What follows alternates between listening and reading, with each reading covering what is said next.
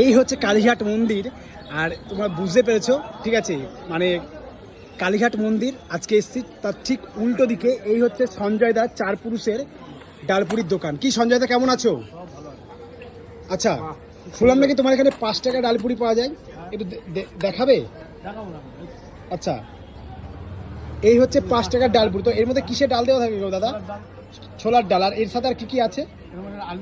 আচ্ছা, আলুর দম। এই হচ্ছে আলুর দম। আর এর সাথে আর কি থাকবে দাদা 5 টাকায়? আচ্ছা, একটু আলু সোয়াবিনের তরকারি দেখাও দাদা।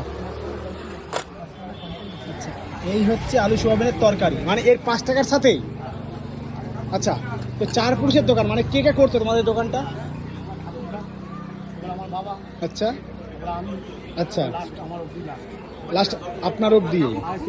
আর আপনার বাবা তো এখানে থাকে নাকি? উনি কোন জায়গায় বসে, মানে শেষ? ওকে, তো তাহলে দাদা ভালো থাকবে।